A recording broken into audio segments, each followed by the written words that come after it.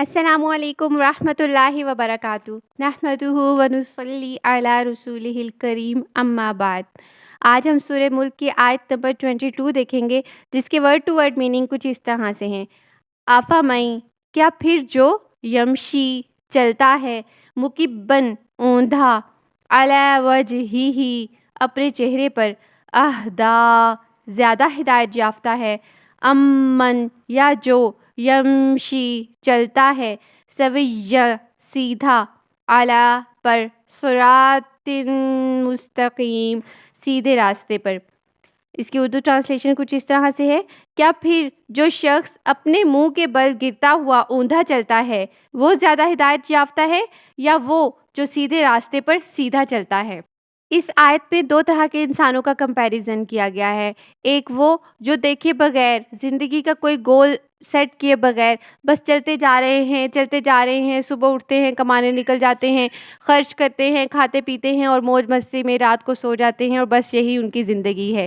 جن کو لگتا ہے کہ بس یہ زندگی 2 دن کی ہے اور یہ جوانی 4 دن کی ہے، بس اسی کو ہم نے انجوائے کرنا ہے، اس کے بعد جو ہوگا دیکھا جائے گا۔ ایک اس طرح کے لوگ ہیں جو بس سر اندھائے چلے جا رہے ہیں، جن کو اپنی منزل کا کوئی پتہ نہیں ہے۔ اور دوسری قسم کے وہ لوگ ہیں جو اللہ تعالیٰ کے بتائے ہوئے رستے پر چلتے ہیں۔ سیدھا رستہ ان کا ایک متعین ہے، ان کی منزل ان کو پتہ ہے کہ آخرت ہے، انہوں نے جنت کمانی ہے، اس کے لیے وہ اٹھتے ہیں، اللہ تعالیٰ کی رضا کے لیے کام کرتے ہیں، عبادت کرتے ہیں، رزق حلال کماتے ہیں اور سارے نیکی کے کام کرتے ہیں، اپنے اخلاقیات کو بیٹر کرتے ہیں، اللہ تعالیٰ کی کتاب کو ایکسپلور کرتے ہیں اور اس کے مطابق اپنی زندگی گزارنے کی کوشش کرتے ہیں، اور ان کو پتہ ہے کہ ان کی منزل جنت الفردوس ہوگی انشاءاللہ۔ تو اللہ تعالیٰ اب کہہ رہے ہیں، کیا ان دو طرح کے لوگ ایکول ہو سکتے ہیں؟ کیا اللہ تعالیٰ ان لوگوں کو کوئی پنشمنٹ نہیں دیں گے جنہوں نے اللہ تعالیٰ کی کوئی بات نہیں مانی اور زندگی اپنی ویسٹ کر دی؟ اور کیا اللہ تعالیٰ ان لوگوں کو کوئی ریوارڈ نہیں دیں گے کہ جنہوں نے اپنی زندگی اللہ تعالیٰ کی رضا کے مطابق گزاری؟ تو اس آیت کی روشنی میں ہم اپنا آپ دیکھ لیں، خود کو ہم اپنا آپ ریئلائز کر لیں کہ آخر ہم کیا کر رہے ہیں، ہم کس طرح کے ہیں۔ کیا ہم جانوروں کی طرح ہیں کہ جن کے پاس آنکھیں اور کان ہیں، دل ہے، لیکن اس کو کسی بھی عقل کے لیے یوز نہیں کرتے؟ یہاں پر یہ ریئلائز کر لیں ہم کہ اللہ تعالیٰ نے 2 راستے بتائے ہیں۔ ایک راستہ وہ ہے جو جانوروں کا ہے، اور ایک راستہ وہ ہے جو انسانوں کا ہے۔ اور جانوروں کا راستہ کیا ہے کہ وہ ہر وقت سر نیچے کیے بس کھاتے رہتے ہیں، ان کا بس یہی ان کی زندگی کا مقصد ہوتا ہے کہ جب پیٹ خالی ہو گیا کھا لیا، پھر سے دوبارہ سے کھانا شروع کر دیا، بار بار بس ان کا پرپس یہی ہوتا ہے، کھانا پینا۔ تو ان کا سر اوندا ہی رہتا ہے، مطلب وہ گھاس پہ ہی جھکا رہتا ہے۔